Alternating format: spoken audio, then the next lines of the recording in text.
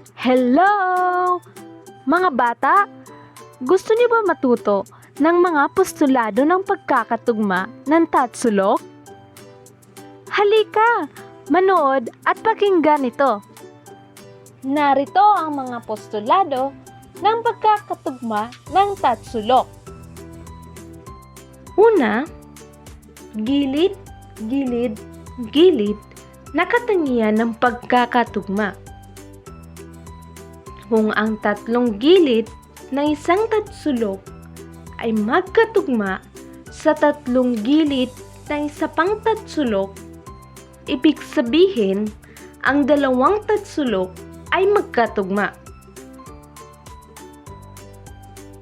Halimbawa, gamitin ang gilid, gilid, gilid na katangian ng pagkakatugma upang ipakita na ang sumusunod na mga pares ng tatsulok ay magkatugma.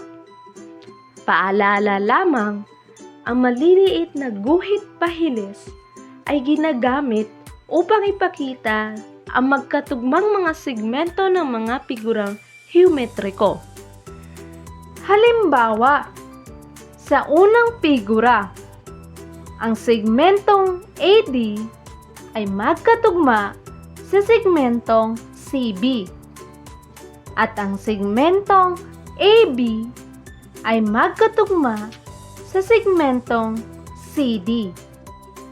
Pangalawang halimbawa. Mga solusyon.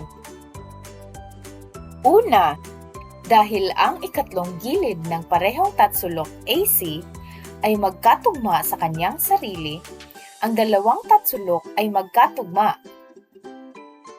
Pangalawa, dahil ang mga paa ng right triangle ay magkatugma, ginagarantiya ng Pythagorean theorem na ang hypotenuse EG ay magkatugma sa hypotenuse JH. Sa makatuwid, ang dalawang tatsulok ay magkatugma.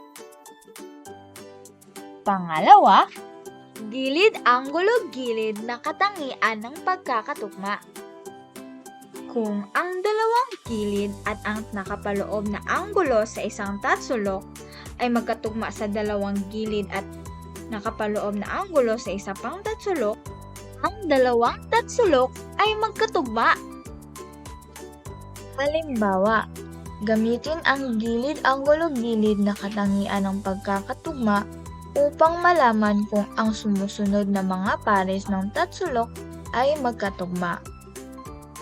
Paalala, ang maliliit na guhit pahilis ay ginagamit upang ipakita na magkatugma ang mga anggulo. Halimbawa, ang anggulong C ay magkatugma sa anggulong E. Pangalawang halimbawa. Mga solusyon.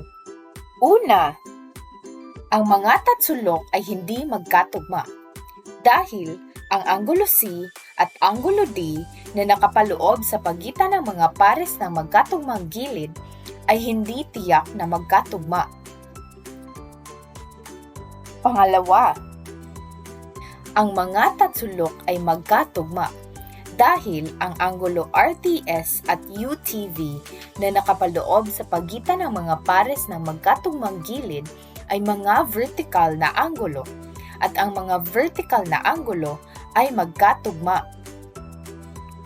Pangatlo, anggulo, gilid, anggulo na katangian ng pagkakatugma.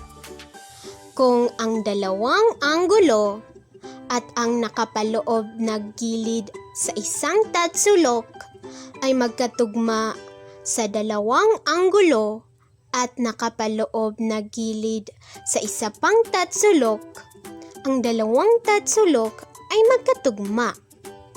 Halimbawa, gamitin ang anggulo-gilid-anggulo na katangian ng pagkakatugma upang ipakita na ang sumusunod na mga pares ng tatsulok ay magkatugma. Tandaan, ang mga guhit pahilis ay ginagamit upang ipakita ang magkatugmang mga segmento at magkatugmang mga anggulo. Kaya, makikita natin sa unang figura Ang segmentong AH ay magkatugma sa segmentong AC. Ang anggulong A ay magkatugma sa anggulong E. At ang anggulong K ay magkatugma sa anggulong G. Pangalawang halimbawa. Mga solusyon. Una, dahil mayroong 180 degrees ang bawat tatsulok, ang anggulo H ay dapat magkatugma sa anggulo C. Sa makatuwid, ang tatsulok AKH ay magkatugma sa tatsulok EGC sa pamamagitan ng anggulo-gilid-anggulo na katangian ng pagkakatugma. Pangalawa, dahil ang mga vertical na anggulo ay magkakatugma, ang tatsulok FSB ay magkatugma sa tatsulok MST sa pamamagitan ng anggulo-gilid-anggulo na katangian ng pagkakatugma. At iyan ang mga postulado ng pagkakatugma ng tatsulok. Salamat sa panonood!